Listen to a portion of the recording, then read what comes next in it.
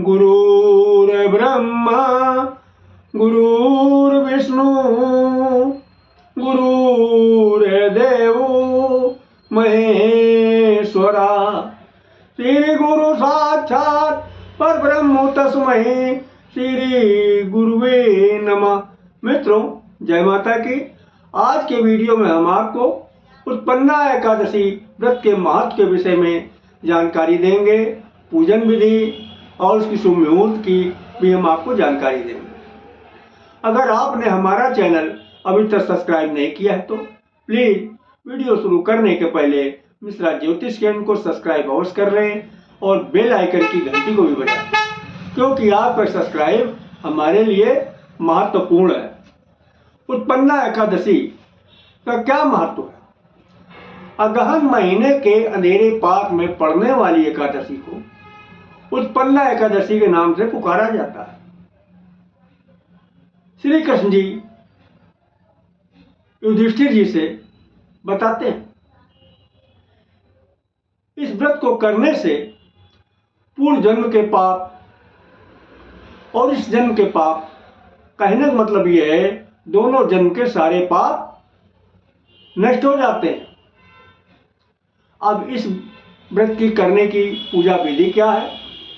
ब्रह्म मुहूर्त में उठकर शौच आदि क्रिया से निवृत्त हो जाइए। स्नान करके साफ वस्त्र धारण करिएगा।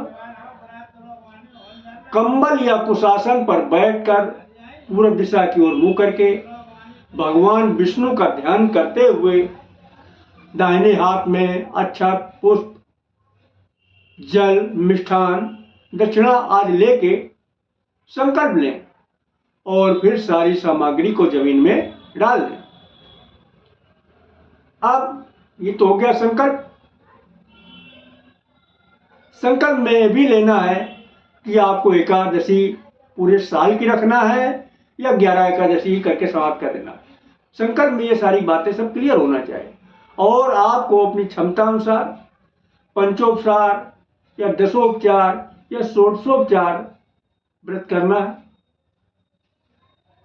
मतलब पूजन करना है, फलाहार या निराहार व्रत रखना है। संकल्प में ये सब सारी चीजें क्लियर कर दी जाती हैं। इसी को संकल्प बोलते हैं। और फिर संकल्प सिर्फ एक ही बार किया जाता, संकल्प बार बार नहीं होता। व्रत और इसके बाद फिर व्रत कथा को पढ़िएगा और सुनिएगा। तो उत्पन्ना एकादशी व्रत कथा इस प्रकार है। पुराणों में वर्णन किया गया है कि एक बार राक्षसों और देवताओं में घमासान युद्ध हुआ। राक्षसों ने देवताओं को परास्त कर दिया और उनसे स्वर्गलोक छीन लिया और देवताओं को दौड़ा दौड़ा के मारने लगे। देवता छिपते रहे, छिपते छिपाते वो ब्रह्मा जी के पास गए। ब्रह्मा जी से कहा, हे भगवान हमारी मदद करो। ब्रह्मा जी ने कहा, भाई मेरे बस की तो बात नहीं है कि हम आपको बचा पाएंगे। अब आप भोलेनाथ के पास जाइए, भोलेनाथ ही आपको बचा सकते हैं। सभी देवता भोलेनाथ के पास में आए और आकर बताया, हमको हम सभी लोगों को ब्रह्मा जी ने आपके पास भेजा है। तो शंकर जी ने पूछा, क्यों, क्या बात हो गई? तो सभी देवताओं ने बताया, भाई राक्षसों ने हमारा जो है स्वर्ग छीन लिया है और हमें जो है तरह तरह से प्रताड़ित कर रहे हैं। तो आप हमारी मदद कीजिए, हमको जो ब्रह्मा जी ने आपके पास भेजा है।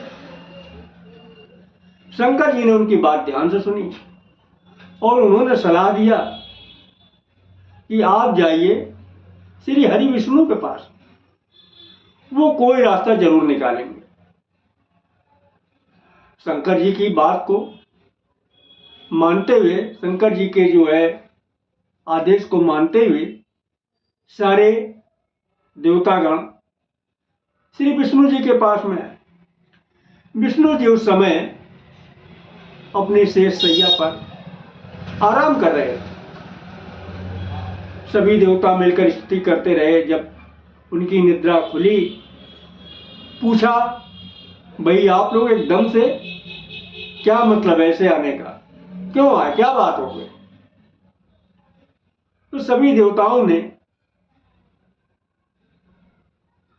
दीन भावना से श्री विष्णु जी को बताया, हे भगवान,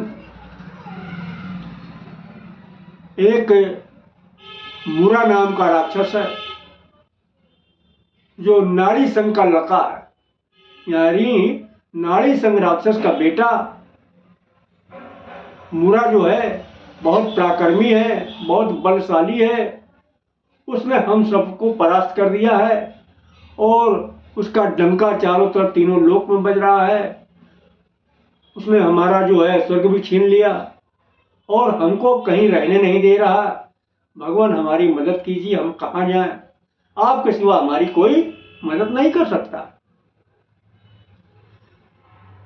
ये सारी बातें विष्णु हरि ने देवताओं की सुनी, बड़े ध्यान से सुनी, और बात सुनते सुनते विष्णु जी को क्रोध आ गया। विष्णु जी उसी समय मुरा से लड़ने के लिए सुसज्जित होकर चल दिए और दोनों लोगों का आमना सामना हुआ, मुरा का और विष्णु हरि का। हजारों साल तक घमासान युद्ध चला, मुरा में और विष्णु जी में। अचानक विष्णु जी गायब हो गए वहां से और जाकर एक गुफा में लेटकर आराम करने लगे। विष्णु जी आराम कर रहे थे और इधर मुरा जो है विष्णु जी का पीछा करते करते उस गुफा में पहुंच गया और विष्णु जी को सोते में मारने का प्रयास किया। इसी बीच हरि विष्णु के शरीर से तेज से एक कन्या प्रकट हुई और उस कन्या ने मुरा को युद्ध के लिए ललकारा और उस कन्या में और मुरा में घमासान युद्ध हुआ सैकड़ों साल तक। अंततः गत्वा मुरा मारा गया। मुरा के मरते ही विष्णु भगवान की निद्रा छूटी। उन्होंने पूछा, तुम कौन हो? तो उस कन्या ने बताया, हे विष्णु हरि, मैं आपका ही अंश हूं, आपके अंश से ही पैदा हुई हूं और ये पापी मुरा आपको मारना चाहता था और इसको मैंने समाप्त कर दिया है। अभी हमेशा हमेशा के लिए समाप्त हो गया है।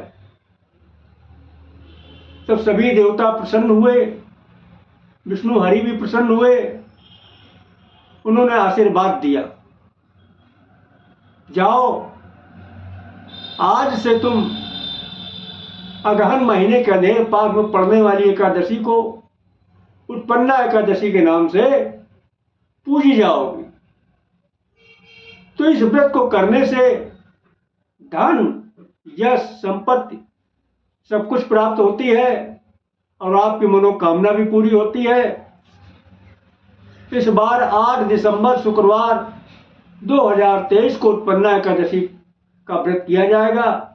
बोलो विष्णु भगवान की जय।